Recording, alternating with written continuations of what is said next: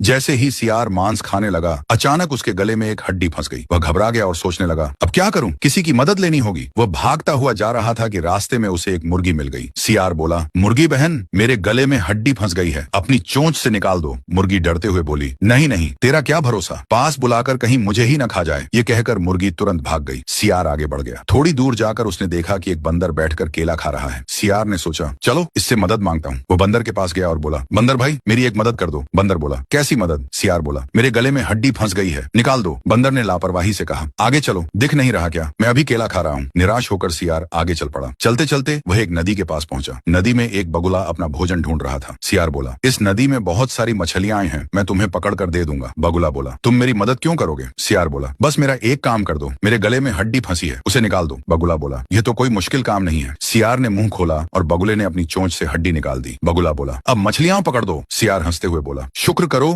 मैंने तुम्हारी जान बख्श दी, अगर फिर बोले तो मैं तुम्हें खा जाऊंगा। ये सुनकर बगुला डर के मारे उड़ गया। सियार घमंड से आगे बढ़ा और मन ही मन सोचने लगा, मैं कितना होशियार हूँ, काम भी हो गया और किसी को बदला भी नहीं देना पड़ा। लेकिन थोड़ी ही दूर गया था कि उसके गले में तेज दर्द होने लगा। जहाँ हड्डी फंसी थी वहाँ जख्म हो गया था। वह कमजोर हो गया, प्यास लगने लगी और चलना मुश्किल हो गया। चलते चलते वह जंगल के एक बड़े पेड़ के पास पहुंचा, जहाँ कई जानवर इकट्ठा थे। मुर्गी ने उसे देखकर कहा, यही वह सियार है जो मदद मांगकर एहसान फरामोश बनता है। बंदर बोला, हमने पहले ही कहा था, जो दूसरों का भला नहीं करता, समय आने पर कोई उसका साथ नहीं देता। सियार ने शर्मिंदगी से सिर झुका लिया, लेकिन अब बहुत देर हो चुकी थी। दर्द बढ़ता गया और वह वहीं जमीन पर बैठ गया। उसी समय दूर से बगुला सब कुछ देख रहा था। उसके दिल में डर के साथ साथ दया भी आ गई। बगुला बोला, मैंने तुम्हारी मदद नेकी समझकर की थी, लेकिन तुमने बदले में बुराई की। याद रखो, जो एहसान फरामोश होता है वह अंत में अकेला रह जाता है। यह कहकर बगुला उड़ गया। सियार को अपनी गलती का एहसास हो गया, लेकिन अब उसके पास सिर्फ पछतावा ही बचा था। सीख, जो दूसरों के एहसान की कदर नहीं करता, समय आने पर कोई उसकी मदद नहीं करता।